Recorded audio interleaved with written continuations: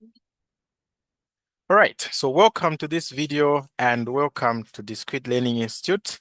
Here we learn fast and we learn easily. So every concept that is giving you a problem, bring it here. We are going to simplify it to a layman's language. You are going to understand it fully and you'll be able to answer questions on that particular concept. Okay, so Discrete Learning Institute simply offers supplementary lessons. So meaning whatever you are going to be doing in class, we will supplement the lesson by pointing out what really matters and what does not matter. Okay, so in this video today, we are going to be looking at a set of questions. You can see the set of questions that I have here. So I have 17 questions, okay, in this tutorial sheet that I'm showing here, okay? Or in this assignment sheet, I have 17 questions. And these 17 questions cover different concepts, okay, but they are all introductory chemistry concept. Okay, so they have questions on measurements and units. We're going to see that, okay, significant figures. We have questions on more concepts, atomic structure. We have questions on how to find the empirical and molecular formula. We have questions on solutions stoichiometry. We have questions on how to find the limiting reagent and reaction stoichiometry, where we're getting the more ratios. And we also have finally questions on the gas laws. So we're going to solve all of those questions in this tutorial sheet. Okay, so you can see there, we're going to solve all of them. All right, so let's start with the first question there. Okay, so now let's look at this question here. So the question says, list the number of significant figures in the following. And then they've given us these numbers here. Okay, so here we just have to recall the rules for counting the significant figures. So the first one is that all non-zero digits are significant. Okay, and then the other three rules talk about the types of zeros that we have. So we have the leading zeros, like these zeros in front here. So the leading zeros before a non-zero number, they're never significant. So we don't count them as significant. Okay, and then we have what we call as captive zeros. So that those are in between zeros. So you can see there's a non-zero number here, non-zero number, and then between these two non-zero numbers, there are zeros. So we count these as significant. Okay, the other types of zeros are what we call as the trading zeros. So the trading zeros, they can be significant and also they cannot be significant. So they are only significant if a number contains a decimal point. So if I have 2, okay, 0.500, I'm going to count these two as significant because they're trading zeros and there's a decimal point. But if I just write 2, 5, and then 0, and there's no decimal point anywhere, then these trading zeros won't be significant. Okay, so we're going to be using those rules. So the first one is 0.0010. So how many significant figures are here? Okay, so we see here we have the leading zeros, which we said they will never be significant.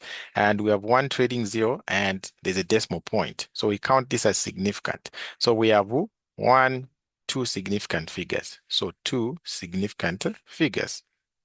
Okay, what about this was 1? What about 2? So 2, we have 10.0130. Okay, and you can see that here we have captive zeros and then we have trading zeros. So the trading zeros, there's a decimal point there, so it means they're significant. So I'll count 1, 2, 3, 4, 5, 6 significant figures. Okay, what about part 3? So part 3 has 2500, and then as you can see, these two zeros here have been underlined like that.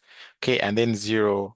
Okay, so because these two have been underlined, we're going to consider them as significant. Okay, so I'm going to say this guy here has 4 significant figures. If they were not underlined, these ones here would just count 1, 2, and then it will have 2 significant figures. But since they are underlined like that, we count them as significant. Okay, so we'll move on to the next part, which is just unit conversions. So the first question says the radius of gold atom is 144 picometer. Okay, what is the radius in nanometers? So we're just converting the picometers to what? To nanometers. So we use the metric system table. Okay, that's the simplest method that we can use here. So if you don't know how to convert the units using the metric system table, just search on my channel. Okay, just search uh, converting units using the metric system, and then at the end you put Discrete Learning Institute, or you can put solutions. The video is going to come up. It will explain to you nicely. But here the concept is that we have 144 picometers, and they want to change this to nanometers. Okay, so how easily can we do this? We're just going to say 144 multiplied by, what is the value of the pico when you go on the metric system table? So this is the metric system table here. So pico has 10 to the power minus 12. So I'll multiply this 144 with a 10 to the power minus 12. Okay, and then I'm going to say divided by the value of the prefix where I'm going, because I'm coming from the picometer to the nanometer. So you multiply with the value of the prefix where you are, and then you divide by the value of the prefix where you are going. So I'm going to the nano. So what is the value for nano? So when I go here, my nano is 10 to the power minus 9. So I divide this by 10 to the power minus 9 like that. And this will just be the same as 144 over 1 multiplied by 10 to the power minus 12 divided by 10 to the power minus 9. So I haven't changed anything. I've just separated them. So if I multiply 144 multiplied by this, I get back whatever I had there. If I say 1 multiplied by this, I get back whatever I had there. Okay, so this will make my calculations easier. So it will just be 144 multiplied by 10. And since here I'm dividing by uh, numbers that have the same base like that, I'm just going to subtract the powers, right? So it will be minus 12, and then minus, this minus is because these two are dividing, and then what was the power on the other 10? Minus 9. So this will be minus 12 plus 9, and that will just be minus 3. Okay, so that will just be to the power minus 3. And then we express this number in scientific notation. So the way it is here, it's not scientific notation because this number here is actually greater than 10.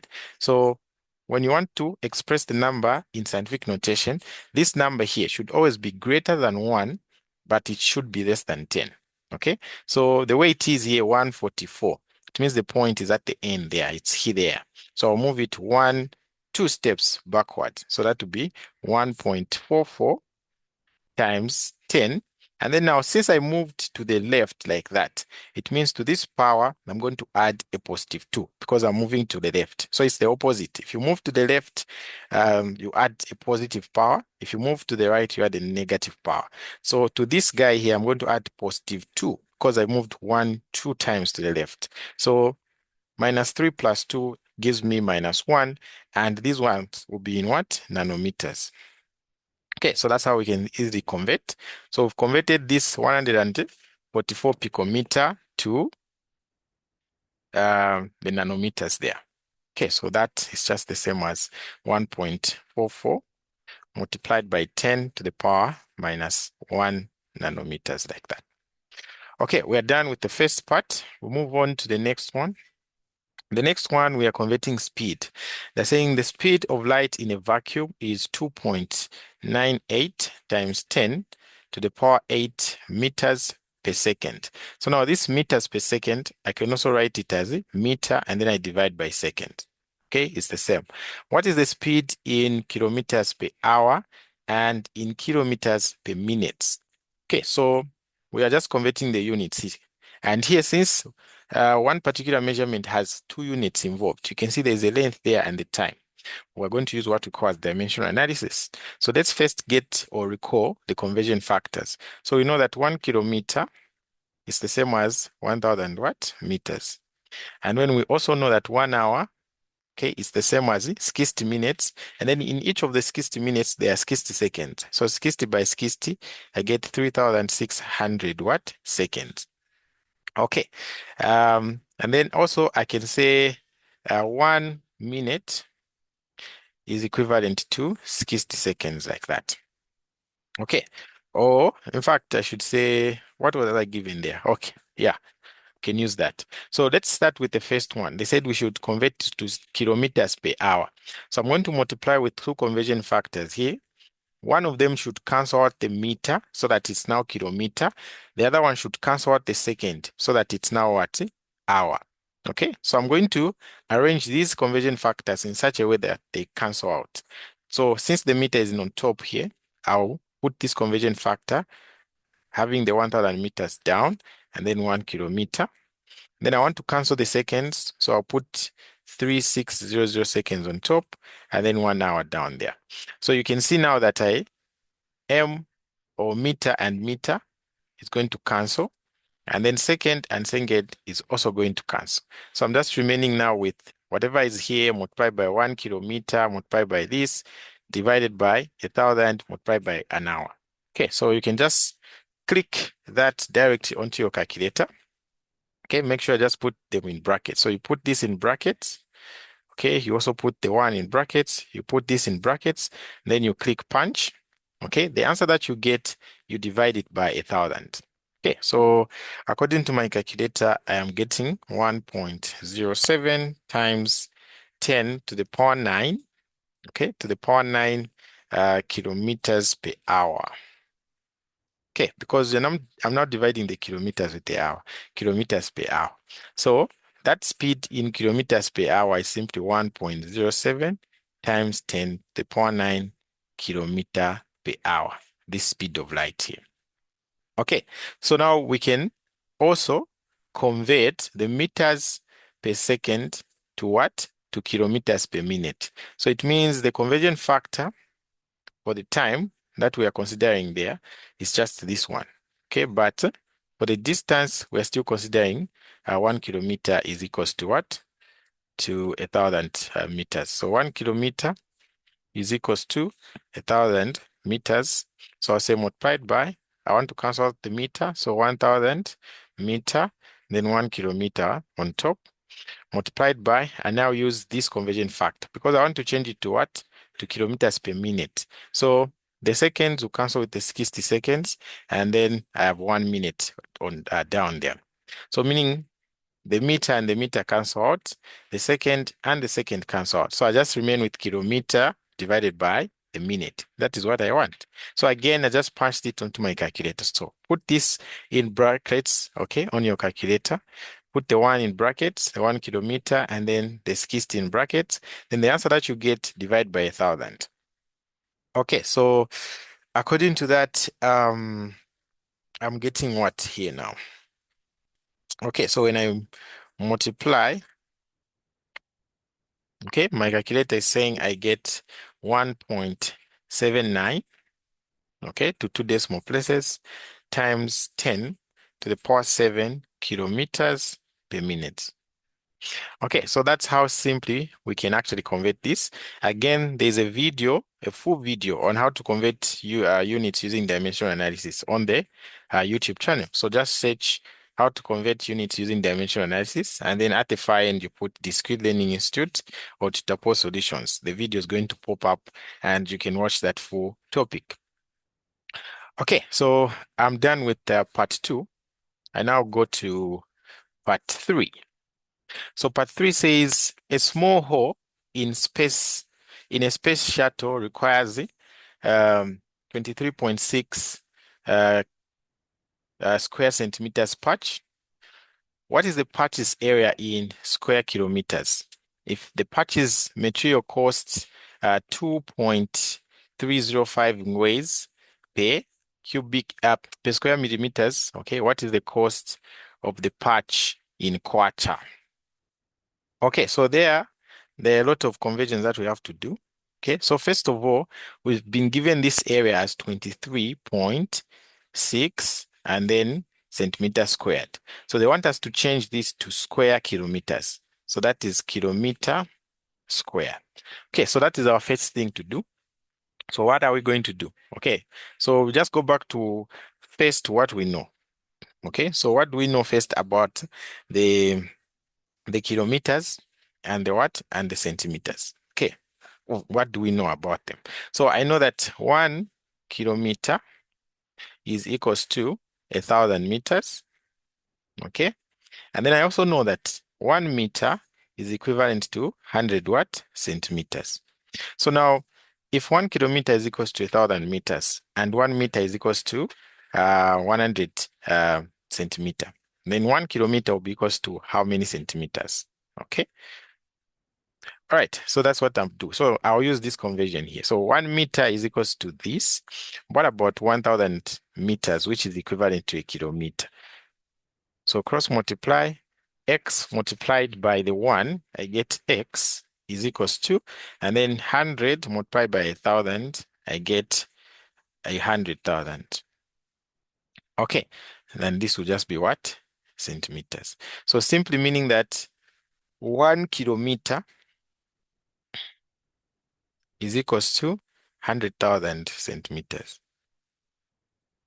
Okay, it's equals to 100,000 centimeters. So now to just make your computation simple, you can express this in scientific notation. Okay, so I'm just going to say 1 kilometer is equals to this one. I have a decimal point at the end. I'm going to move it 1, 2, 3, 4, and then 5. So I just have 1 multiplied by 10 to the power. How many times did I move to the left? 5. So I'll put 5 there. And then centimeters. So 1 times 10 to the power 5 is the same as 1 kilometer is equals to 10 to the power 5 what? Centimeters. Okay, so that is the conversion factor that I'm using there. Okay, to derive another conversion factor, because remember this is a squared centimeter and this is squared kilometers. So I can't use this directly. So I'll say 1 kilometer is the same as 10 to the power 5 centimeters. Okay, what if I square both sides like this? I square both sides. So I want to find the conversion factor in terms of the squared. So if I square this, 1 square is 1, and then kilometer squared is kilometer squared is equals to 10 to the power 5 and then centimeter squared. The square goes to the 10 to the power 5. Okay, so 10 to the power 5, and then this 5 multiplied by this power, I get 10 to the power 10. And then the centimeter squared, I get centimeter squared like that. Okay, so this is the conversion factor that I need in order to convert my square centimeters to the kilometers. So I'll just say now 3.6 centimeters squared, okay, divided by 1, multiplied by the conversion factor. I arrange it in such a way that the square centimeter should cancel. So 10 to the power 10 centimeter squared, and then 1 kilometer squared. So I'm just going to say this and this will cancel. So I have this number multiplied by 1 square kilometer divided by 10 to the power what? The power 10. So I'll first write it as 23.6 multiplied by, so this is just 1 over 10 to the power 10. So now remember, if I have a being raised to a negative power like this is the same as 1 over a and then to the positive power. So it's the same that I'm going to use here, because this one is the same as 1 over 10 to the power 10 like this. And then I have the kilometer squared like that. So this part here, by using this property there, we can just take the 10 to the power 10 on top. So it will be 23.6 multiplied by 10, and then this goes to the top. It means the power become a minus, and then kilometer squared. Okay, so let me just create some space there. So meaning that this guy here is the same as 23.6 times 10 to the power minus 10 kilometer what? Squared. Okay, so we have converted it. Okay, we have converted it from the square centimeters to the square kilometers. Okay, so that is what we have there. So I can just write it somewhere on top here. Let me say 23.6 times 10 to the power minus 10 kilometers squared. Okay, again, the way it is here, this is not scientific notation, because this guy here is actually more than 10. Okay, so if you want to make it into scientific notation, you can make sure that that part there is actually less than 10. So you just move this point 1 step to the left so that you have 2.36 multiplied by 10. And then since I moved to the left 1 point or 1 time or 1 step, I'm going to add a 1 to this. So it will be to the power minus 9 and then kilometer squared. Okay, so this is my my area in square kilometers. Okay, so the next thing now is to find the costs. So they are said here, if the patching material costs, okay, so 2.305 ngwes per square millimeter, like that. Okay, that is the conversion that they have given us there. Okay, so now we just want to convert, okay? We just want to convert uh, the area that we had, okay? Because the cost has been given in square millimeters, okay? That's been given in square millimeters. So I just want to convert the area that I had there from the square centimeter that it is in into the what? The square millimeter, so that I can use this now. Okay, so what I'm going to do is this. I'm going to say 1 centimeter, it's equivalent to 10 millimeter. Okay, but these ones now have been given in terms of the square. So I'll square this side. I also square this side. So I have 1 square centimeter is equals to, okay, what is 10 squared? So that would be 100, and then I square the millimeters like that. Okay, so this is a conversion factor. So meaning that if I have 1 square centimeter, it's the same as 100 square millimeter. What if now I have 23.6 square centimeters? What would be my square millimeters? So x, so I just have to cross multiply. So this will just be x is equals to, so this guy here multiplied by 100. What do you think I'm going to get? Okay, so I do that on my calculator. 23.6 multiplied by 100. I'm going to get 2360, and this will now be what? Millimeter squared. Okay, so meaning this area here in square centimeters is the same as 2,360 in square millimeters, like that. Okay, now we can go back to the cost. So the cost, they said per square millimeter there, it's 2.305 ngwe.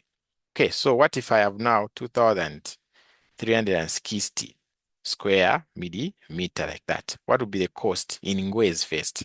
And then we can change the ngwes to the quarter later on. So cross multiply, x multiplied by 1 here to just be x, and then now this number multiplied by this. Okay, so multiplied by 2.305. So that will give me 5,439.8, and this will just be what? Ngwes. Okay, so this area, to patch it up, we need 5,439.8 ngwes. Okay, but remember, they said they want the cost in what? In kwacha. So it means we have to convert again these ngwes into kwacha. Okay, so we know that 1 kwacha, okay, is it equals to how many ngwes? Okay, so 1 kwacha is equals to 100 ngwes. Okay, so now if I have 5,439.8 ngwes, what would be the amount in the kwacha? So cross multiply, I have 100x is equals to 5,439.8 divided by 100 divided by 100. What am I going to get? Okay, so it will just be x is equals to, divide that number by 100, I get 54.398, and this will just be what? Quarter. So I have to spend like 54.398 quarter. Okay, but remember our equation that we our in our measurements that we are given. Okay, this one had 3 significant figures, this one had 4. So we have to express the final answer with the correct number of significant figures. So I'm just going to round it off from there. So it means the price, okay, for patching that area, it will just be 54.4 kwacha. Okay, and that will be our final answer there. So we are done with this question here. Okay, so now let's look at questions on the more concepts and atomic structure. Okay, So I hope you'll be able to understand the concept and you'll be confident enough to answer any questions on such type of questions. Right, so the first question says, how many moles of sodium atoms correspond to 1.56 times 10 to the power 21 atoms of sodium? Okay, so now there you just have to know this ratio. Okay, so the ratio says 1 mole of anything contains the Avogadro's constant number of particles. So 1 mole of anything contains 6.022 times 10 to the power 23 particles. Okay, 1 mole of anything that you can think of. So now these particles here, okay, they can be a lot of things. They can be atoms, they can be molecules, they can be ions, they can be photons. Okay, when you start talking about atomic structure in details, you know what photons are, or they can be electrons. So they can be anything, okay, the particles. So it depends with what the question is talking about. So here they were talking about atoms. So it means the particles that we'll be considering there will just be what? Atoms. So 1 mole of anything contains 6.022 times 10 to the power 23 particles. So now here, since we're talking about sodium atoms, I'm going to say 1 mole of sodium. Okay, I'll just write it in symbol form. 1 mole of sodium contains how many atoms? Okay, it contains it contains 6.022 times 10 to the power 23 atoms. Okay, since we're talking about atoms. So now here, the question, they want us to calculate the moles of sodium atoms corresponding to this number of particles. So meaning that if 1 mole of sodium atoms contains this number of atoms, what about 1.56 times 10 to the power 21 atoms of this same sodium? Okay, so I'm just going to say equals to X moles of sodium.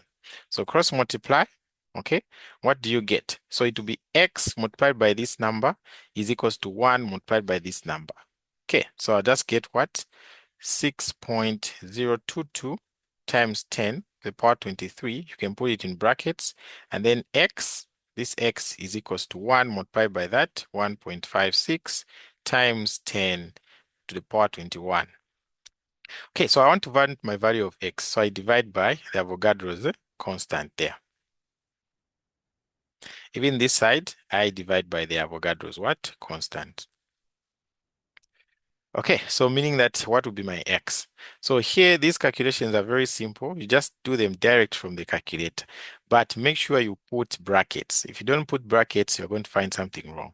So on your calculator, okay, I'm sure you know how to write a power under your calculator. So just put this in brackets. So say open brackets 1.56 times 10, and then you put that power thing that looks like this. Then you write 21 in brackets, okay, and then you punch divided by this symbol, and then you do the same for the denominator. So open bracket 6.022 times 10 to the power 23, close bracket, and then just click answer. Okay, so what you're going to get there is going to be 2.59007139 times 10 to the power minus 3. And what are these? These are just moles of sodium atoms. Okay, so moles of sodium atoms like that. Okay, so here we're given our number of atoms to 3 significant figures. So meaning that I can express my answer to 3 significant figures. So I'm going to say moles of sodium. Okay, moles of sodium atoms. It's just going to be equals to this number, but expressed to 3 significant figures. So that will be 2.59 times 10 to the power minus 3 moles. Okay, so that's how we can calculate the moles on part A. Okay, that's how we can calculate the moles on part A. Part B, okay, we'll still be using the same ratio. Okay, but part B says calculate the mass of 3 atoms of zinc. Okay, calculate the mass of 3 atoms of zinc. Okay, so I have 3 atoms of zinc, and I want to calculate their mass. So how can I do that? Okay, so you start from the ratio that I just gave on part A there. So I know that 1 mole, okay, of this zinc, since I'm considering zinc now, we have 6.022 times 10 to the power 23 atoms. Okay, so if I have this number of atoms, I have 1 mole of zinc. What about if I have 3 atoms of zinc? How many moles am I going to have? Okay, so cross multiply to just be x multiplied by this, and then on the other side 3. So it's the same as I just write x is equals to 3 divided by 6.022 times 10 to the power 23. Okay, and then I can punch this directly onto my calculator. Okay, so my calculator says this is this is 4.981. Please confirm with your calculator, times 10 to the power minus 24 moles of zinc. Okay, so 3 atoms of zinc have these moles. So now how can we calculate the mass? Okay, well, we know that moles is equals to mass over the molar mass. So now I have the moles, and I know that the molar mass, I can get it from the periodic table. So let's make mass the subject. To be mass is equals to the moles multiplied by the molar mass. So when you go to your periodic table, what is the molar mass of zinc? Okay, what is the molar mass of zinc? So the molar mass of zinc is somewhere about 65. So I'm just going to say the moles that I have, 4.981 multiplied by 10 to the power minus 24, and then go to your periodic table and get the mass of zinc, which is about 65 somewhere. So I'll multiply by 65. So whatever I'm going to get here, that will be my answer. So according to my calculator, okay, I get the following, round it off to 3 significant figures. I get 3.24 multiplied by 10 to the power minus 22, and this will just be what? Grams. Okay, so that is the mass of 3 atoms of what? Of zinc. Okay, we look at part C.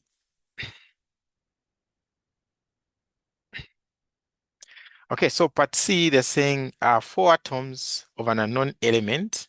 Okay, so we have 4 atoms of this unknown element, okay, has this mass. Determine its atomic number and identify this element. Okay, so I'm just going to say, I know that 1 mole, okay, of 1 mole of this same unknown, okay, atom is just going to contain 6.022 times 10 to the power 23 atoms, since we're talking about the atoms. Okay, and then they've said these 4 atoms have this mass.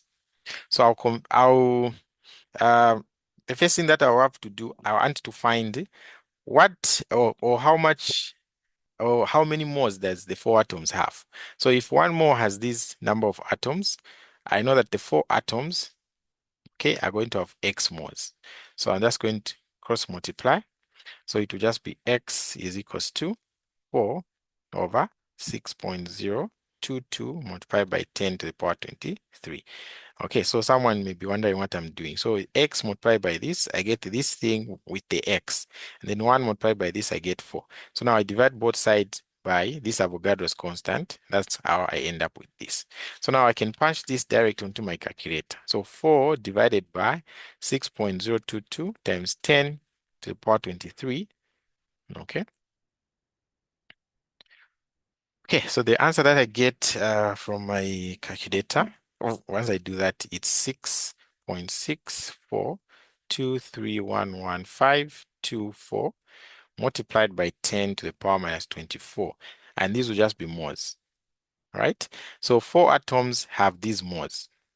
And then here I was given the mass, right? Okay, I was given the mass. So since I have the moles and the mass, I can use them to find the what? The molar mass. And then once I know the molar mass, it means I can identify the what? The the element that I'm dealing with. So I'm just going to say now moles is equals to mass over molar mass. But now I want to make the molar mass the subject. So it will be moles multiplied by molar mass is equals to the mass. I divide both sides by the moles, both sides by the moles. Molar mass is going to be equals to the mass over the moles. So molar mass of this element, the mass is 5.24718 multiplied by 10 to the power minus 22 divided by the moles 6.642311.524 multiplied by 10 to the power minus 24. So here I don't have to suffer. No wonder I bought the scientific calculator, right? So I just put this in brackets. Okay, make sure you write it the way it is, but in brackets with the negative power. Then you say divided by. You also put this in brackets like that. And then you just click answer. Okay, so what are we going to get once we do that? Okay, so I'm going to get 0.79011898. Okay. So I've first just divided the what now? What have I done here? Okay. Yeah, so times 10 to the power 2. This is what I get here. Okay, so now I'm just going to say if I multiply this by 10 to the power 2, I'm just moving this decimal point 2 times, or you can just put it on the calculator. So this will just be what now? This will be 79.0118958, and this will be what? Grams per mole, because this is the molar mass now. Okay, so it's grams per mole. So that is my molar mass, okay, that I find from my calculation. So I'm just going to go to the periodic table, okay? Go to the periodic table and then look for a molar mass, which is very closer to this guy here. And then we can identify that same element as the element that we have.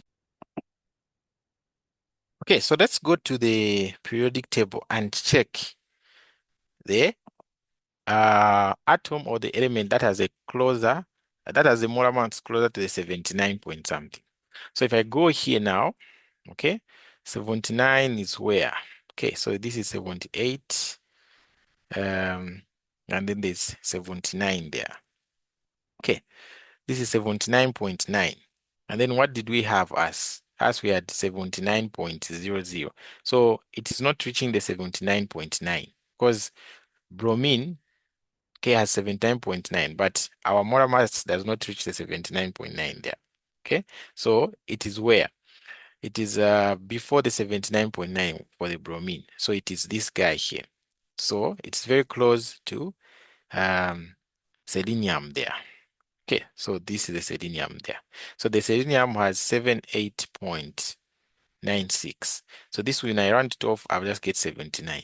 And you notice if I also round this off, I'll just get 79 there as my grams per mole. So this molar mass is very close to that of selenium. Okay, so I'm just going to say to identify the element, okay, based on the molar mass that we found, that element is more likely to be selenium. Okay, so the element is selenium, and what is the atomic number of this selenium? So the atomic number is just the number of atoms. So when I go back here, this number on top of these elements, that's what we call as the atomic number. You can see from the key. Okay, you can see from the key that we have here. We have the symbol, atomic number, and then atomic mass. So the atomic number is that one on top, which is just 39. So I'm going to say the atomic number, okay, atomic number is equals to 34. And then the identity of the element is just selenium, like that. Okay, so it will mean that we're actually done with this question here. All right, so let's move to the next one. The next one here says aluminium Al is a metal with a high strength to mass ratio and a high resistance to corrosion. Thus, it is used for structural purposes. Okay, compute both the number of moles of atoms and the number of atoms in a 50.0 gram sample of aluminium. Okay, so here, what we are calculating, the first thing, we're calculating the number of moles. And then the second thing, we're calculating the what? The number of atoms that are present in a 50-gram sample of what? Of aluminium. Okay, so how do you calculate the moles? Moles is equals to the mass over the molar mass. The mass has been given as 50, but what is the molar mass of aluminium? So when I go back to my periodic table here, the molar mass of aluminium is somewhere there. So it has 26 down there, 0.981538 down there. So I just have, we always round off these masses here to 2 decimal places. So it will just be 26.98 grams per mole. So that is my molar mass. Okay, so molar mass there. So I have a 50.0 gram. Then my molar mass is 26.98, okay, grams per mole. What would be the number of moles? Okay, so I just say 50 divided by 26.98. I'm getting the number of moles as 1.853224611. Okay, so I can round this off to what? To 3 significant figures to be 1.85 grams per mole. Oh, this is just moles, sorry. So the units are moles here. Okay, so these are the moles of the atoms of aluminium. And then now we come here to calculate the number of atoms. So we know that 1 mole, okay, of this aluminium will contain 6.022 times 10 to the power 23 atoms. Okay, so the particles of interest are atoms. What about if I have 1.8? Okay, in fact, the number that you should use here is this one that we didn't round off. So what if I have 1.853224611 moles? Okay, this is going to be equals to what? X atoms. So I'm just going to say cross multiply, X is equals to, then this number multiplied by this, what do I get? Okay, so multiplied by, okay, so I have 6.022 times 10 to the power 23 multiplied by 1.853224611. So I get 1.116011861 times 10 to the power 24 atoms. Okay, I can round this off to 3 significant figures to just be 1.11 times 10 to the power 24 atoms. Okay, so that would be the number of atoms that are present in a 50-gram sample of this guy here. All right, we'll move to the other question here. So this one here, this question is on the isotopes. Okay, how do you find the average atomic mass? Okay, so if, for example, I have 2 isotopes, let's say isotope A, okay, and isotope B. So to find the average atomic mass, we're just going to say, I multiply the mass of A with the percentage of A, and then I say plus the mass of B multiplied by the percentage of what? Of B. And then I add. That's how I calculate the average atomic mass. Okay, so this average atomic mass, sometimes it's called the relative atomic mass. Okay, or sometimes it's called the molar mass. Because this same average atomic mass, these are the masses that you actually find on the periodic table. So here it depends with the number of isotopes that you have. So if I had an isotope C there, then I'll add plus the mass of C multiplied by the percentage of C. Okay, so here you can see we have 4 isotopes. So how are we going to find the average atomic mass? Okay, because the question says calculate the average atomic mass of iron from the data shown in the table. So I'll say average atomic mass is equals to, so this is the first isotope, second, third, and then fourth. So the mass of the first isotope, you can see it there, 53.93 0.96 multiplied by its percentage. The percentage abundance is just 5.845, but we know that a percent should always be over 100. Okay, plus the mass of the second isotope multiplied by its percentage over 100, plus the mass of the third isotope, so 56.9354 multiplied by 2.119 over 100. Okay, I'm still adding. So plus the last mass for the other isotope is 57.933 multiplied by the percentage 0.282 divided by 100. Okay, so what do you get here? So here, just simply use your calculator, right, to get the answer there. Okay, so I'll just multiply these step by step. So be confirming with your calculators. So I'll be expressing my answers to 5 decimal places. So the first one here, when I punch it on my calculator, this thing here, I'm getting 0.058. Oh, no. I'm getting, let me do it again. So, okay, I'll be expressing my numbers to 3 decimal points.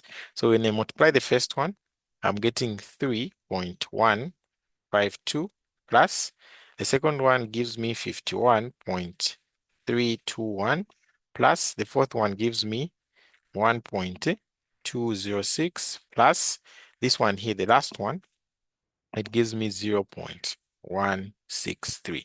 So I'm expressing these numbers to 3 decimal places, and then I add them now. So what am I going to have? So when I add, okay, according to my calculator, I'm getting what? So 3.172 plus 51.321 plus 1.206 plus 0.163. So I am getting 5.542. And what are the units? Okay, for the average atomic mass, it will just be AMU. You can see them there. Okay, so I'll leave my answer to how many significant figures? Okay, I'll leave my answer to 5 significant figures because it doesn't have to be 3. Yeah, because of the numbers that I was multiplying, this one here has 3 significant figures, and it is the one that has the lowest. Okay, so I have to round this off to 5.8 atomic mass units. Okay, but it's okay, even if you leave it here, sometimes they can be lenient and they'll just mark you. All right, so that's how we can answer this question here, and we're done with this part here. All right, so let's now look at questions on finding the empirical formula and the molecular formula. Okay, we'll also discuss what we call as combustion analysis, combined with these same concepts for finding the empirical and the molecular formula. Okay, so to start with, we have to know what the empirical formula is and what the molecular formula is. Okay, so I'll start with the molecular formula. So what is the molecular formula? Okay, so the molecular formula is the formula that shows the exact number of atoms, okay, that are involved in that compound. So for example, if I write S, okay, and then 4, and then O2, this formula is showing the exact number of atoms that are there for each of those individual elements that are there. So I can see clearly I have 4 sulfurs there and 2 oxygens. But I can reduce this formula here by dividing this by 2 and also dividing this by 2.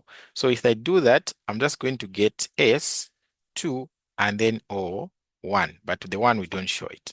Okay, so this formula here that shows the simplest ratio of the atoms that are part of a particular compound, we're going to call it as the empirical formula. Okay, so that's the difference between the molecular formula and the empirical formula. The molecular formula will show the exact number of atoms that are in that compound, and then the empirical formula will just show the simplest ratio, okay, of the elements that are part of that particular formula. Okay, so now how do you find the molecular formula from the empirical formula. Okay, so to find the molecular formula from the empirical formula, we're just going to multiply the molecular formula by what we call as a factor, n. Okay, so for example, if I want to change this back into this molecular formula, I'll just say here I multiply by 2. So that 2 multiplied by this gives me 4. 2 multiplied by the 1 that is there gives me 2. So this here is called a factor.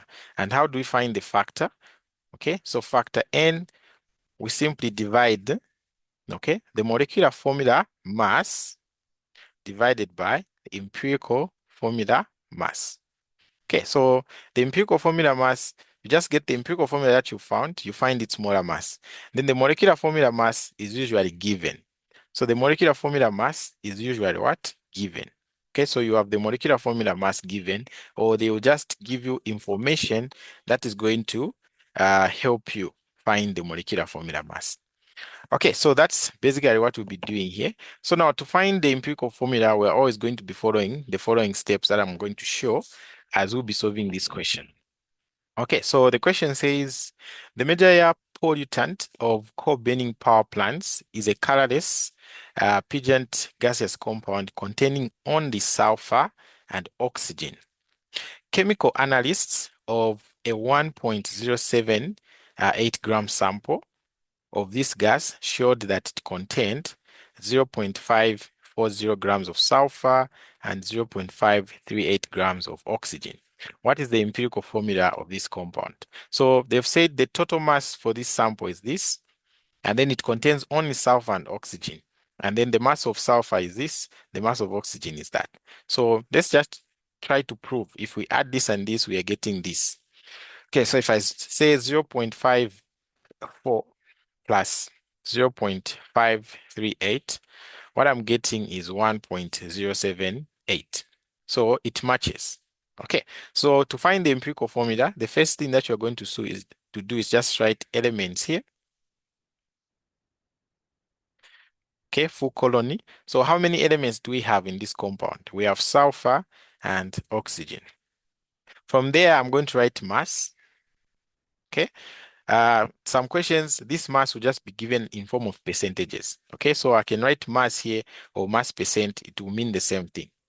Okay, so I'll just say full colony. What is the mass of sulfur? It is 0.540. What is the mass of oxygen? It is 0.538. Okay, and then from the mass, I'll write moles. So how are we going to find these moles? We'll just be dividing these masses by the molar mass of that particular atom or element. So to find the moles of this, I'll say 0.540. And then what is the molar mass of sulfur? Okay, so when I go on my periodic table here, sulfur is somewhere here, somewhere there. So you can see the atomic mass there, it's 32.065. So always use the masses that are rounded off to 2 decimal places. So this will just be 32.07 grams per mole. So this is the molar mass that I'm going to use for sulfur. The other one was for oxygen. So when you look at oxygen there, oxygen, it's given as 15.9994. So round this off to 2 decimal places, it's going to give you 16.00 like that, grams per mole. Okay, so meaning for oxygen, we are using this. For sulfur, we are using 32.07. So this will be divided by 32.07. Then this one, 0.538, will be divided by 16.00. Okay, so what do I get as my answers there? So punch on your calculator. So 0.54 divided by 32.07. I'm going to get 0.016838166. This guy, 0.538 divided by 16, I get 0.033625. So these are the moles that we've gotten, right? So of the moles that you're getting here, you pick the smallest number there in order to find the ratio. So I'm going to say the next thing now is the ratio. Okay, so how do we find the ratio? You just pick the smallest moles that you found here. So this is 0.01, this is 0.03. So this one is the smallest. So you divide everything by that same value. So I'll say 0.01683, or I should just do it on my calculator, right? So that I should save some space there. Okay, so I'll just say, since these are the smallest moles, I'll divide everything by this same number. Even on the other side, you do the same. Okay, so if I divide this is one and the same thing. So I'll just get one. But here I have to check my calculator. So 0.033625 divided by 0.016838, then 166. Okay, so I'll get 1.99695. Okay, so meaning this one here, I'm allowed to round it off. This one is just one. So the ratio that I have is here, I'm going to have one. Here, when I round off, I'm just going to have two. So it means my empirical formula would just be S with the ratio that it has, because this was for S, with the ratio that it has, 1, oxygen with the ratio that it has, 2. Okay, but we don't show the 1, so it will just be SO2. And this here will be our what? Our empirical formula for the first question that we can see there. Okay, so we found the empirical formula there. So we move to the next question. Okay, which is this one here. So here they're saying calculate the empirical formula of a sample of a compound in which the mass percentage of potassium, chromium, and oxygen are 26.6%, 35.4%, 31.1% respectively. So respectively simply means potassium, this is its percent. Chromium, this is its percent. Oxygen, this is its percent. So we know that the percentage should be out of what? 100. So let's try to add this and see if they're going to give us 100. Okay, or something that is very close to 100. So 26.6 plus 35.4 plus 38.1. It gives me a number that is very close to 100, like 100.1. Okay, so it's okay. All right, so here we're going to assume that these masses are coming from a 100-gram sample. Or if you want, don't even make that assumption. Just use the percentages. So to find the empirical formula, we always said we're going to write element first. Okay, so the elements, you write them in order of how you've been given. Okay, so there's potassium. The symbol for potassium is K. Then there's chromium. The symbol for chromium is C, capital letter, and then small letter R. And then for oxygen, it's O. From there, I'm going to write mass percent, since I've been given the mass percent here. Okay, so for potassium, it's 26.6. For chromium, it's 35.4. And then for oxygen, it's 38.1. Okay, and then from there, what is the next thing to find? The next thing to find is the moles. So the moles, we are dividing each of these by its molar mass. Okay, each of these by its molar mass. So what's the molar mass of oxygen? We know it's 16.02. Then let's find for chromium and for potassium there. So when I go back to my periodic table here, okay, potassium, it's in group 1, so it should be somewhere there. Okay, so you can see the atomic mass there, it's 39.0983. So I round this off to 2 decimal places. Okay, a 1 from the 8 comes and adds to this. I get a 10, and then that 10, I give the 1 to this. So I have 39.10 grams per mole for potassium. Then chromium, it's here. And the mass there is 51.9961. So round it off to 2 decimal places. So if I round it off from here, I'll add the 1 here to be 10. I'll add the 1 there to be 10. Then I'll add the 1 there to be 52. So that will be 52.00 grams per mole. Okay, so those are the molar masses that I'm going to use for chromium and for the potassium. Okay, so potassium, it's 39 0.10. And then for this guy is simply 52.00. Okay, so what do I get as my moles there? So moles, okay, so we divide. So 26.6 divided by 39.1. So here, I'm going to get 0.680306905. What about here? 35.4 divided by 52.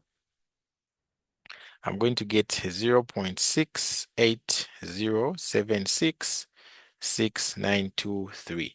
Then here, I have 38.1. Okay, 38.1 divided by 16. So that will be 2.38125. Okay, that is what I have.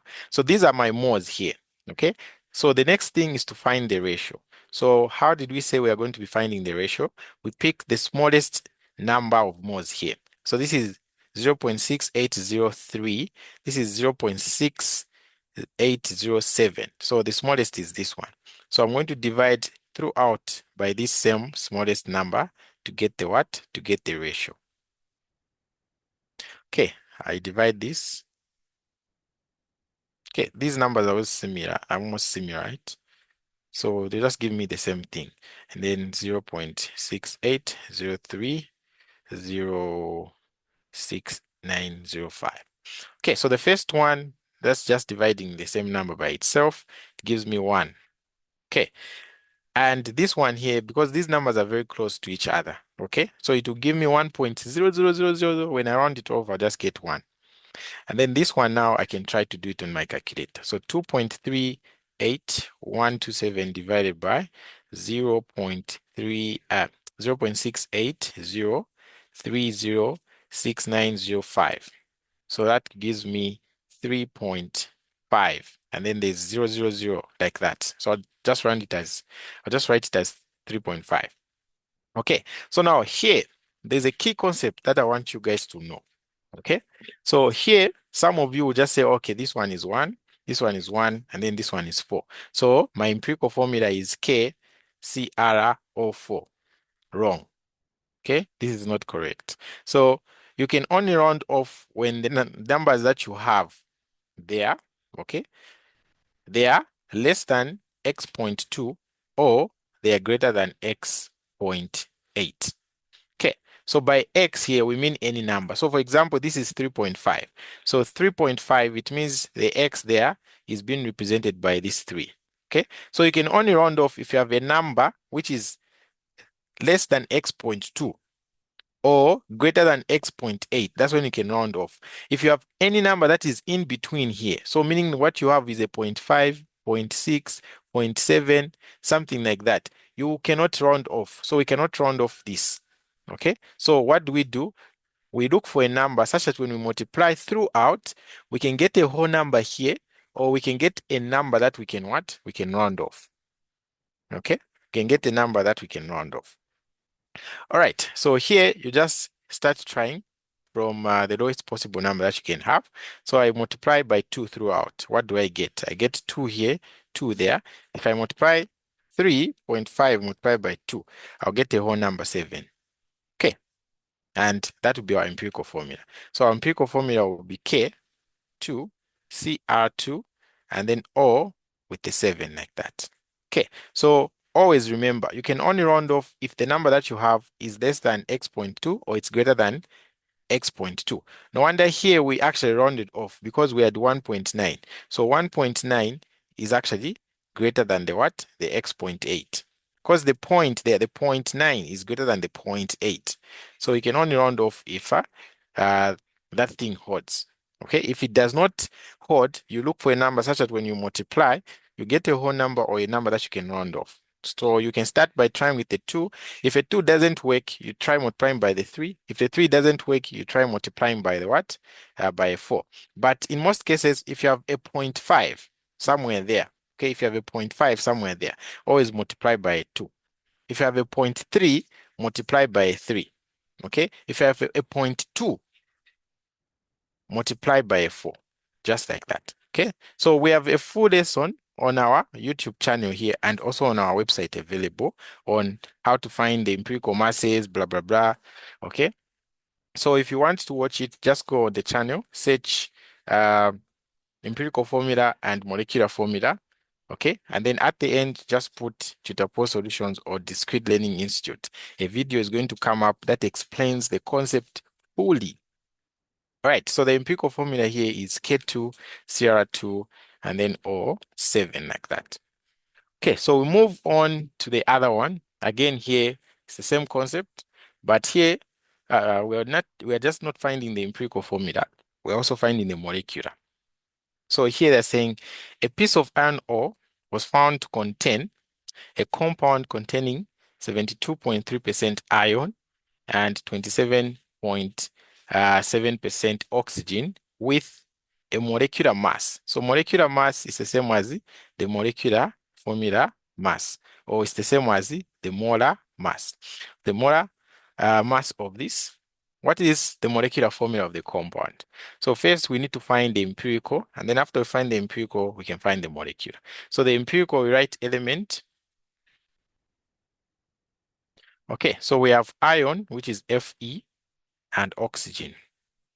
And then the next thing is to write the mass or the mass percent if you've been given the mass percent. So that is 72.3. And then on the other side, we have 27.7. Then we find the moles. So this guy is 72.3 divided by the mass of iron. So I go to my periodic table here and get the mass of iron. Okay, rounded off, remember to how many decimal places? 2. Okay, so the mass of iron is there. So it's 55.845. So this will just be, if I round it off from here, it will be 5.85 grams per mole. And that will be the mass of the iron that we use, the molar mass. So that will be 5.85. And then this one is 27.7. For the oxygen, we already found it is 15.9. It was 16.00, right? Okay, from there, we just find the moles now. So we divide. So 72.3 divided by 55.85. That one will give me 1.29453894. Then on the other side, I have 27.7 divided by 16. So this one gives me 1.73125. Okay, and then now I find the ratio or the ratios. So I first pick the smallest number and then I divide throughout. So this is 1.2, this is 1.7. So the smallest is this one. So I divide throughout by the smallest.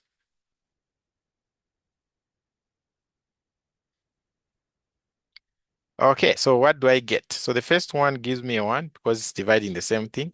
And then I can try to divide that other thing with the 1.29438944. So there I find 1.33. Okay, and then there's a 8 there. So I'll just end there. So can I round off this? Okay, no, I can't round off because this 0.3 is not less than 0.2 and it's also not greater than what? 0.8. So I said if it's 0.3, then you just have to multiply throughout by 3. So 3 multiplied by this, I get a 3. 3 multiplied by this, what am I going to get? Okay, so 3 multiplied by 1.338. I get 4.014. So is this a number that we can round off? Yes, because 0.0 is less than what? So 0.0 is less than 0.2. So I can round off this. So I'll just get a 4 there. Okay, so meaning that my empirical formula will be Fe3 and then oxygen what? 4. So found the empirical formula. So now we want to find the molecular formula. So how do we find the molecular formula? Okay, we need to get the empirical formula mass. We get the molecular formula mass. We divide, we find the factor, and then we multiply by that factor by the empirical formula.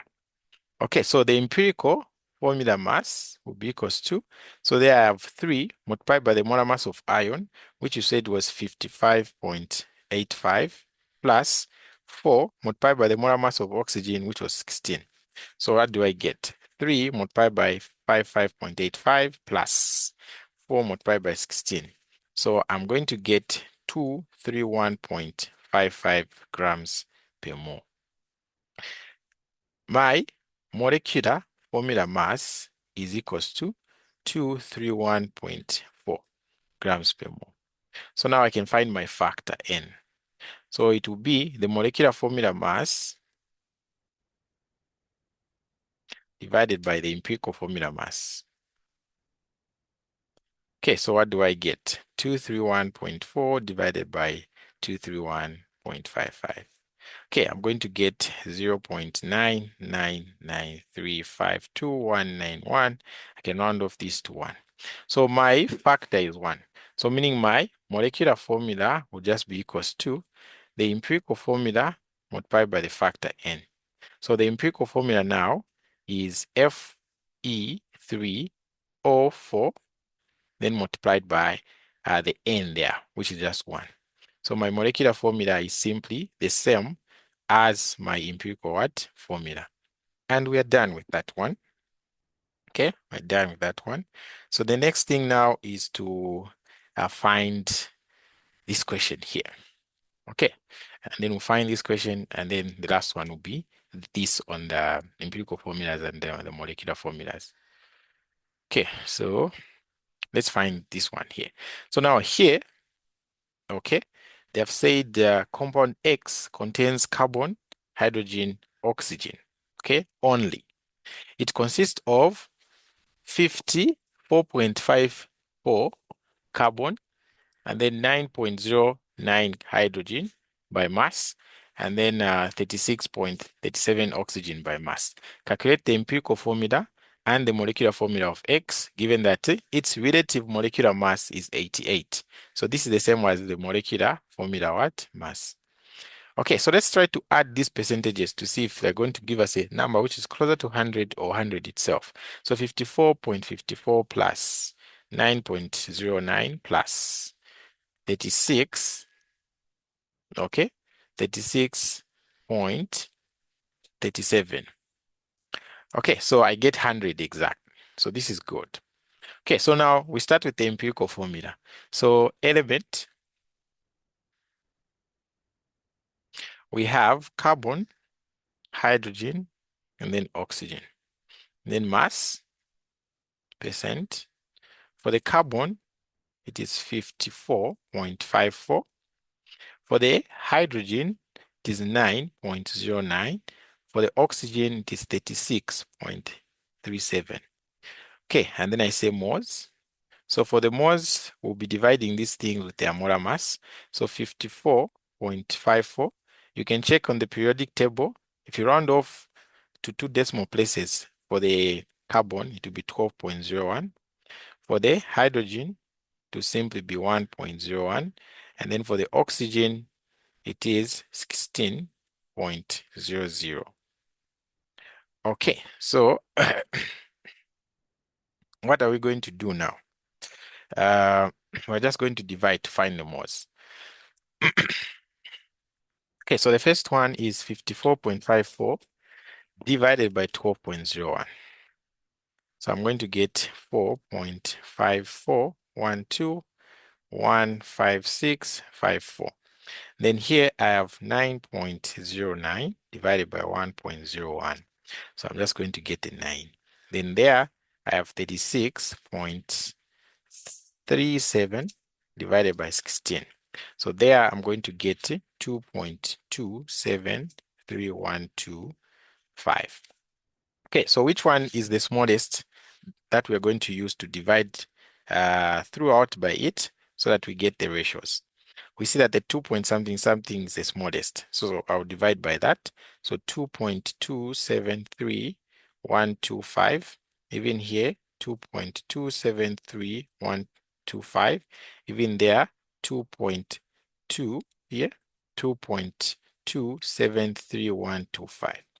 Okay, so let's start dividing now. So I have 4.5, 4, 1, 2, 1, 5, 6, 5, 4 divided by 2.27313 2.273125. So the first one I get 1.997785275. Check with your calculator.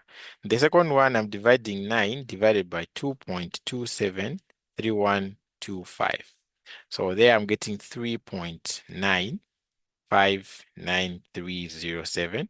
Then at the end I'll just get 1. So now these numbers that I've gotten, can I round them off? Yes, because they are all greater than the 0.9. Okay, because this is 0.9 something, 0.9 something. So they are greater than the 0.9. So I'm just going to round this off to 2, this off to 4, and this off to 1. So my empirical formula,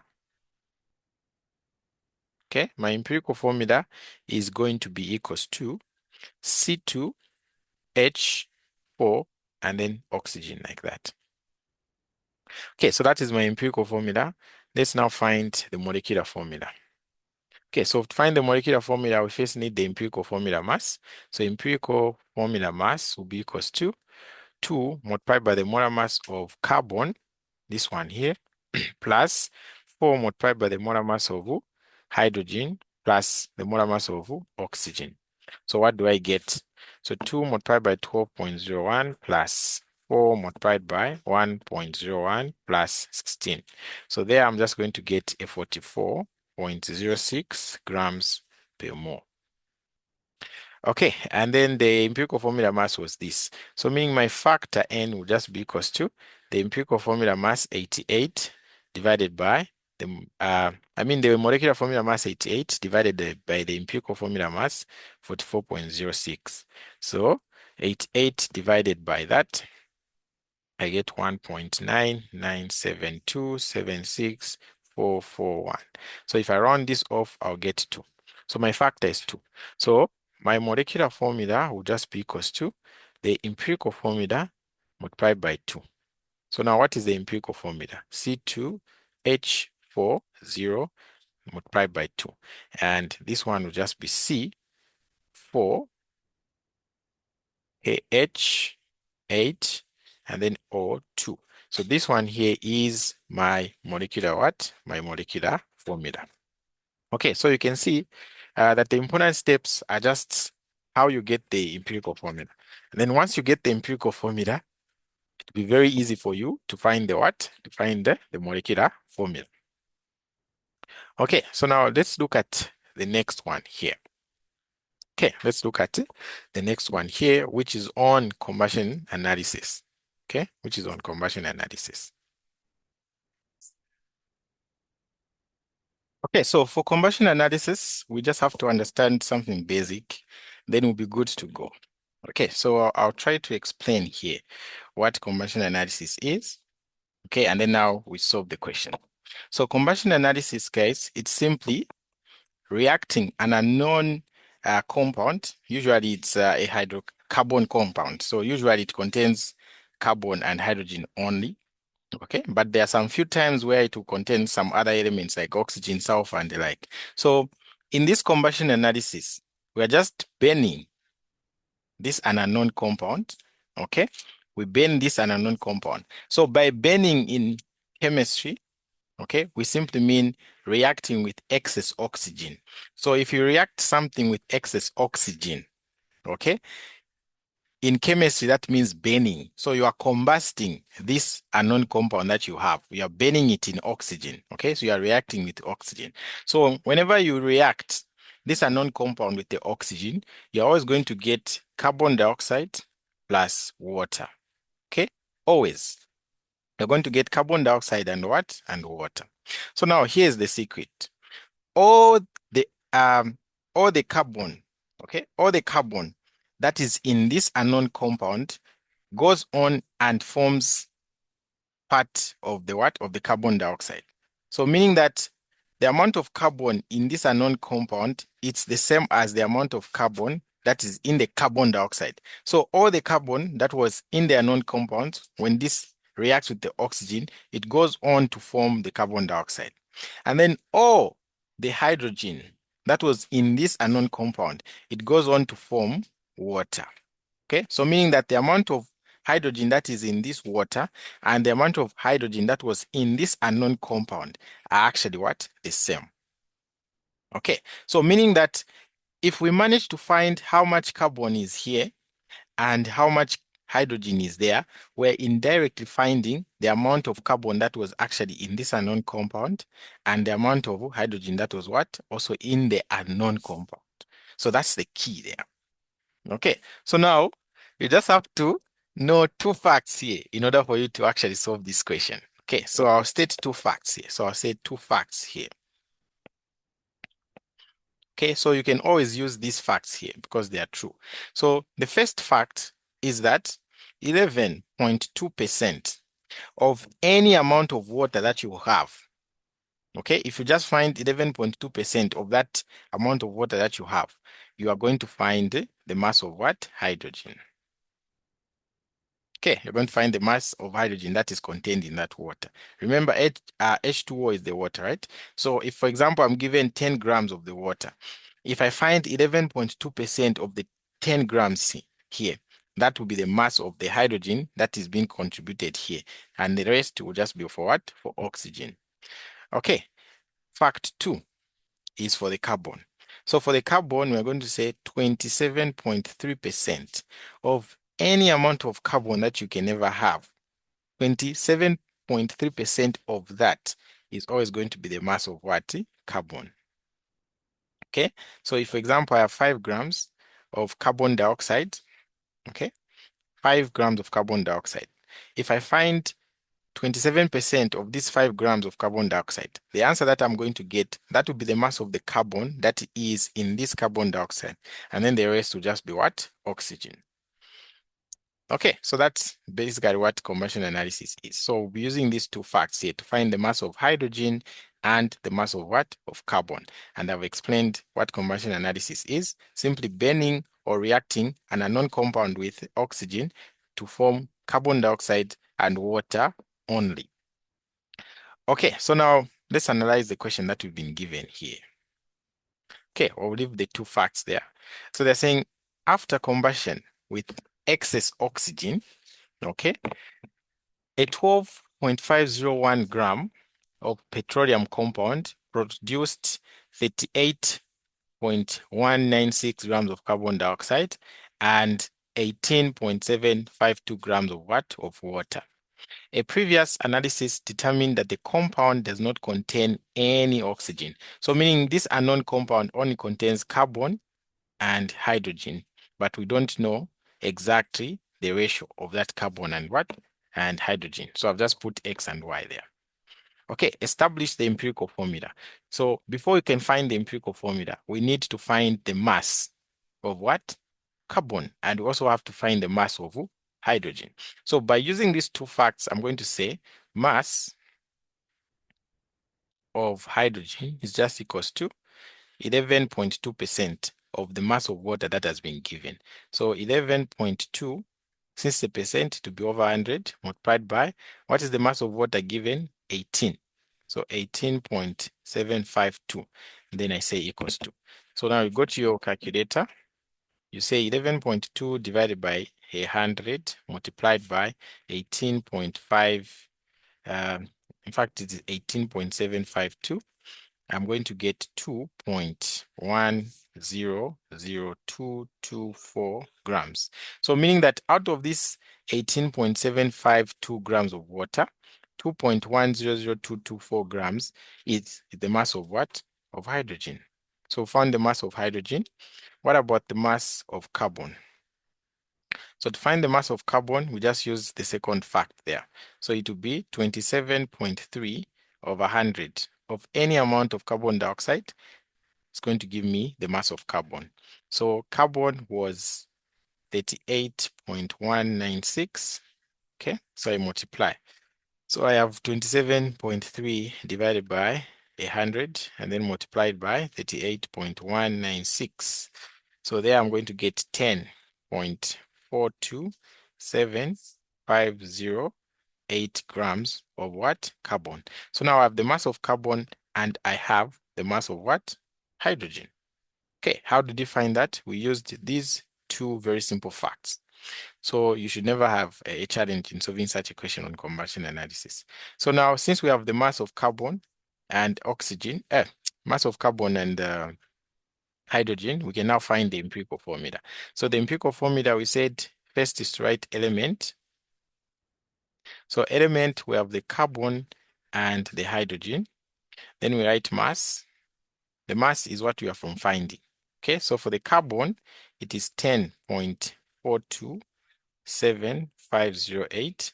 For the hydrogen, it's 2.100224. The next thing is to find the moles. So the moles, we're just dividing these masses by their molar mass. Okay, so I won't show it here, but I'll just do it on the calculator. So if I divide this 10.427508 by the molar mass of carbon, which is 12.01, okay, what am I going to get? Okay, so 12.01. I'm going to get 0.8682357. So counter check with your calculators as well. Then I divide this by the molar mass of hydrogen, which is just 1.01. So 2.100224 divided by 1.01. So I'm going to get there 2.07942.703. Okay, so which one here is the smaller number? The smaller number is this one. So I divide throughout to find the ratio.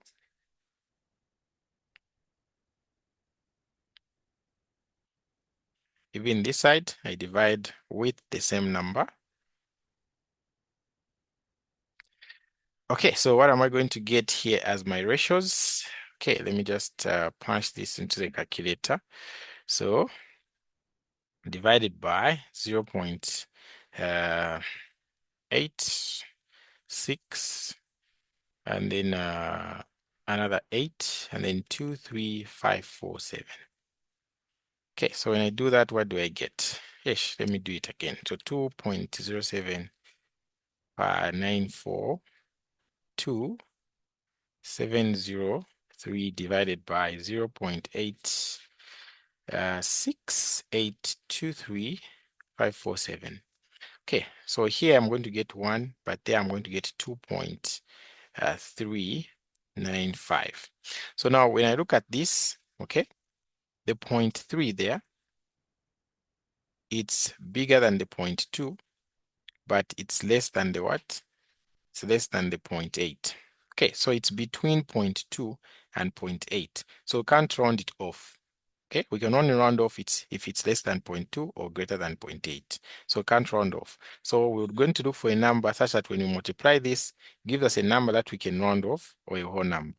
But I said you should identify a pattern. So if it is 3 point something, we're just going to multiply throughout by 3. So this is just going to be 3. And then if I multiply this by 3, what do I get? 2.395 multiplied by 3. I'm going to get 7.185. So can I round off this? Yes, because the 0.1 something is actually less than the 0.2. So when I round off this, I just get a 7.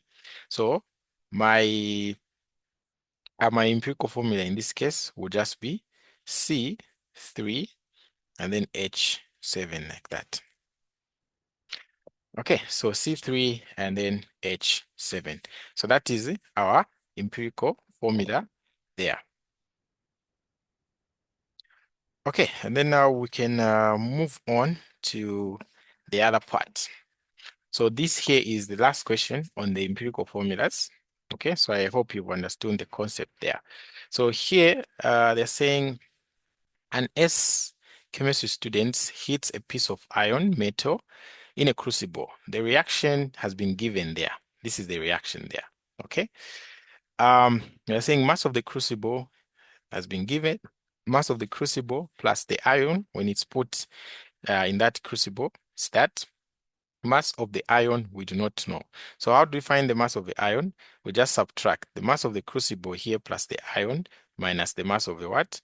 Minus the mass of the crucible there. So when I do that subtraction, 28.62 minus 27.50, I get the mass of the ion to be 1.2, to be 1.12 gram. Okay, and then mass of the crucible plus the iron oxide, it is this. And then mass of the iron oxide, what do you think we should do? We are subtracting now this mass minus the mass of the crucible there to find the mass of the iron oxide there. Okay, so when I do that, 29.1 minus 27.5, I'm getting 1.60 gram as the mass of the what? The iron oxide. Okay, what other things should we find? They are saying moles of iron. So moles of this iron will just be equals to the mass of iron, 1.12 grams. What is the mass of the molar mass of iron? So when I go to my periodic table here, iron is there, and the molar mass is simply 55.85 grams per mole. So I'm dividing by 55.85 grams per mole. So what do I get as my moles of the ion? So 1.12 divided by 55.85, that will just give me, it will give me what? I'll write it here. So 0.020053715. So those will be the moles. And then here they're saying mass of the oxygen and then moles of the oxygen. So how can we find the mass of the oxygen? Okay, because we haven't been given any information about the oxygen there. Okay, we haven't been given any information about the oxygen. So now look at this reaction that we had there. So it is saying iron plus the oxygen, and then is equals to the what? To the iron oxide. But we don't know the ratios there, okay? Because we're trying to determine the empirical formula here. Okay, so we are told the mass of this guy, it's 1.12. The mass of oxygen, we don't know, so you just write X. And then the mass of the iron oxide, because this is iron oxide here, it's just 1.60. So how do you think we should find this mass? Okay, so here, what is happening is that the mass of the iron plus the mass of the oxygen should give you the total here. So what I'm going to do is just say 1.12 plus X should give me 1.6. So X will be 1.6 minus 1.12.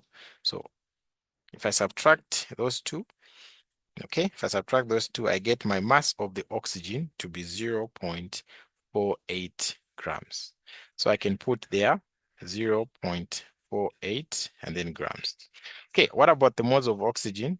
So the moles of oxygen now, I'm just going to divide this mass with the molar mass. So moles of the oxygen will be 0.48 divided by the molar mass, which is 16.00. Okay, so when I divide that by 16, what do I get? So I get 0.03 moles. So these are the moles of oxygen. So I write them there. Okay, so I've managed to fill in this whole table. What is remaining now is just to find the empirical formula, this one here. So you can see it as iron and then it has oxygen. So I'll just go over the same step that we've been doing. Okay, so I'll say I have the elements there. So the element, it's Fe and then oxygen. What about the mass? Okay, the mass we already have. For the iron, the mass is 1.12. For the oxygen, the mass is 0.48. And then we say the moles. We've already found the moles. The moles for the iron, okay, moles for the iron is this. So 0.02 and then 00 whatever. So I'll just write it as 0.02. And then the moles of oxygen, 0.03. Okay, now the ratio or the ratios will be, which one is smaller? This one is smaller. So I divide throughout by 0.02. Here I get 1. Then if I do 0.03 divided by 0.02, I'm going to get 1.5. So now remember, we can't round off such a number here because this one is between 0.2 and 0.8. So I have to look for a number such that when we multiply, we get a whole number or a number that we can round off. So this is 0.5. So whenever you see 0.5, you just have to multiply by 2. So if I multiply, I get 2, and then 0.5 multiplied by 2, I get 3. So meaning my empirical formula, okay, it's just going to be Fe2 and then O3. Okay, so meaning there, this guy was Fex and then Oy. So my X is equals to 2. And then my Y is equals to what? To 3. So that's how we can find the empirical formula here using the information that we're given in the what? In the table. So we are done with this question here. Okay, so thank you so much for watching this video. If you'd like to access the full video solutions to this assignment or this tutorial sheet, okay, plus more tutorial sheets that we've solved before this one, okay, plus the past papers, test papers, quizzes, and the final exam papers, feel free to subscribe with us. Okay, so if you want to subscribe, you can simply contact me on 0779 96 40 and then 10. Okay, so that is Tutor Post Solutions. I'll be able to help you with the registration process. Or if you want to do it on your own, just check the link in the description below here. So there's a video there that will show you how you can create an account on our website and how you can actually access whatever you want. Okay, but before I go, let me actually show you the website. Okay, let me actually show you the website. So you just go to Chrome. Okay, just go to Chrome. Let's erase these things. Then when I here in Chrome, okay, just type in discretelearning.com. So you can see it has come there, discretelearning.com, and then you click search. So once you search, okay, our website is going to pop up. If you do not have an account, you can simply watch the video in the description on how to create one. Okay, but creating an account is not that difficult. You just enter your name, the university you belong to, and then you subscribe. You put the email there and then the password that you want. Okay, so once you have your details, you can log in now. So you put your email and your password, you'll be able to log into our website, which is discretelearning.com. So this is our website here, and you can see here we have the courses that we offer. So there's math, there's chemistry, there's physics, and there's what? Biology. So we offer lessons, topic lessons. So all the topics in chemistry, math, physics, biology, you're going to find the videos there. Okay. We offer tutorial sheet videos. So videos, tutorial sheets are going to be present there. And then also we offer videos to the what? To the past papers. Okay, so if, for example, you subscribe for math, then when you open this course math, okay, let me try to open it. So when I open the course math, okay, this is what I'm going to see. Okay, so there will be a folder depending on the university where you're from. Okay, so here I'm just going to use this general mathematics folder. So if you're from UNZA or any other university that is not listed here, you just go to general mathematics. So I click general mathematics. And then if I go there in general mathematics, I'm going to find 4 folders as well. Okay, so there will be the topic lessons. There will be summarized notes here, notes that you can easily understand. There will be tutorial sheet video solutions, full tutorial sheet video solutions. Okay, for all the tutorial sheets that you're going to have, then here they're going to be past quiz, test, and exam papers. So it's depending on whatever you want to access. So if you want the topic lessons, you want to learn a certain topic, just go in the topic lessons, click on it. Okay, so once you click on the topic lessons there, all the topics that you are going to learn in first year are already here, and we've solved questions on them in a very simplified, understandable manner. So you can see from set theory, sets of real numbers, surge and rationalization, irrational and rational numbers, binary operations, complex and imaginary numbers, functions, all the things are there. Okay, trigonometry, we can mention anything, vectors, all the way to probability and statistics, differential calculus, integral calculus, integration. All the topics are actually here. So you can learn with these at your own time, at your own pace. Okay, so if you want to subscribe, just visit the website and make a payment for your what? For your desired courses. Okay, so those are the topic lessons. Then if you want the tutorial sheet videos, okay, just simply go to the tutorial sheet videos. You're going to find the full tutorial sheet videos, okay?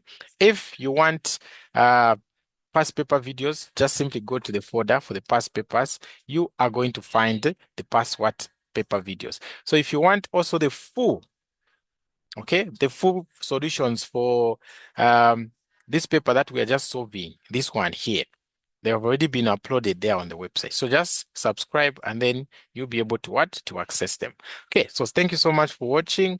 This has been Twitter Post Solutions. Until next time, always there for you.